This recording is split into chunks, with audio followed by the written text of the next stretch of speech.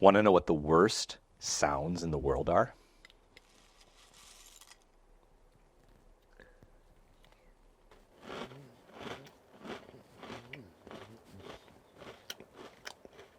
Guess what? If you were tempted to switch this video off because of those sounds, then you might have misophonia.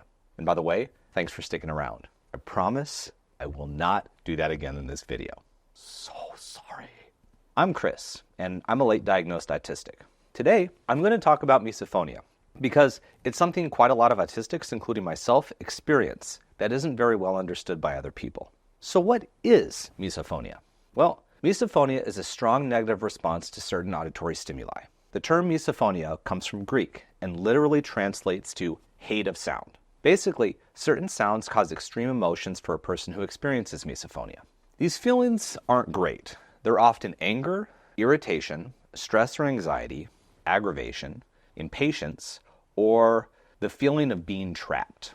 This is a fairly new disorder, and it hasn't yet been officially added to the DSM-5, as it was first coined and published in 2001 and 2002. It's estimated in studies that more than 3% of the general population are affected by misophonia. But over the next few years, more data will show how prevalent misophonia really is. But it's also common with autistics and other neurodivergent groups. In fact, prior to the 2000s, it was often misdiagnosed as OCD, anxiety, or other related disorders. But it's now usually separated into its own condition. So basically, you can have misophonia without having another underlying medical condition. But if you are neurodivergent, like me as someone who is both autistic and has ADHD, you might be more likely to have misophonia. So for anyone who doesn't suffer from misophonia, it probably sounds like not a big deal. Just ignore it. It's not that bad. Oh, but it is bad. Misophonia can cause severe physical and emotional reactions. One of the biggest is anxiety and tension. Immediately tensing up when hearing the sound and then trying their best to avoid that same situation in the future because it is that bad. Imagine constantly being worried because you don't know if or when you're going to hear a sound that actually hurts. This would cause a tremendous amount of anxiety. Misophonia can also cause severe sensory overload and could cause a meltdown. It's also been known to trigger panic attacks. If it's in the workplace and it's unavoidable, it could easily lead to someone quitting their job. It's that bad. For me, it's like 10,000 needles of liquid nitrogen being injected into my brain. It's like a massive brain freeze on steroids. It's like someone shrieking in your ear with a megaphone with a really, really high-pitched scream. Now, imagine that the person shrieking is in a microphone, and there's that horrible sound of feedback that makes everyone cringe when they hear it at a concert. That sound blaring in your ears, and it just keeps going. Imagine that's being played over and over through a 10,000 watt speaker on full volume, 1 inch from your ear, and you can't escape it. That's how misophonia feels like to me. Different people will probably have another way to describe it, but what's consistent is that you can't shake it right away, and you never want to experience it again if you can help it. So it can impact your life because you change your habits to avoid it. You might change who you spend time with and when, where you go, what you do, and so on.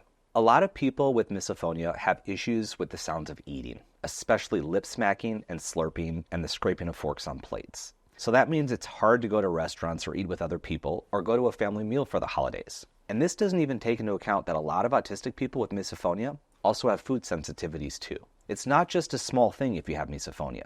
It consumes your brain, and you can feel yourself start to get angry or tense, and you can't think about anything else because the feelings are so overwhelming. You might start to feel nauseous, tense, frustrated, or like I already said, angry.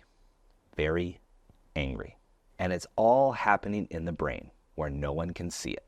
So I'm going to share a kind of funny and not so funny story with you. After hearing it, some of you are probably going to want to rip my face off, and I probably deserve it, but don't do it because I need my face. I need my face, people. So one of my best buddies is an undiagnosed autistic who also has misophonia. She likes to do certain things that make me laugh pretty darn hard, but are also kind of annoying and bother me at the same time. It's all pretty confusing, to be honest with you, because I don't want her to do it, but I really do. And she has become a freaking expert at it. Lately, she's repeating a few words that I like to say, like "sanko." And then she knows that if she repeats it, I'll have to say it back too.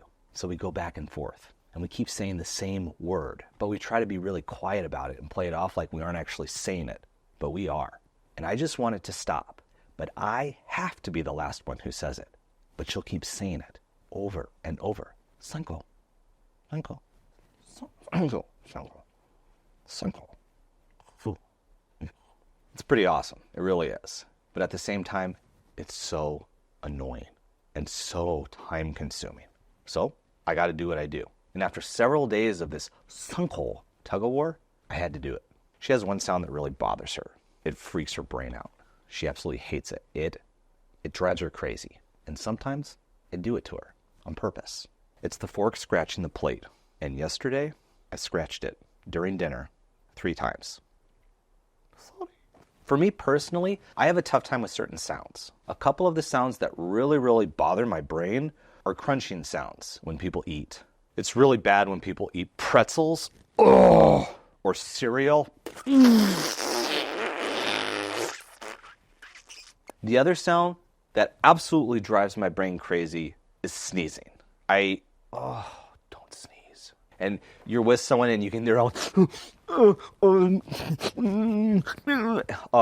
and I know the sound is coming and I try to brace for it. I really do.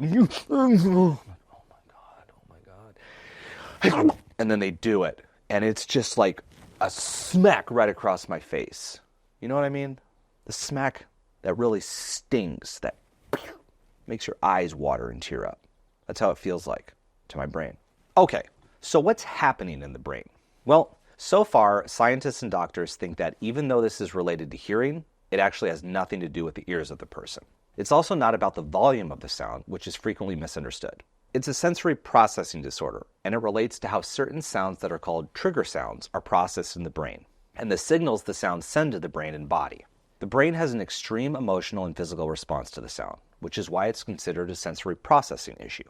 And it's been found that the sounds are usually ones that are soft or not a typical trigger for other people, like babies crying or nails on a chalkboard. Oh, those sounds can make anybody tense or irritable. But sounds like breathing, chewing, nose sniffling, slurping, or tapping can all be trigger sounds. And even when they're done quietly, it can seem magnified to someone with misophonia. Scientists are still figuring out more on exactly how and why misophonia happens, but for now, I'll drop some of the current research in the description below if you're interested in learning more about what's happening in the brain to cause misophonia.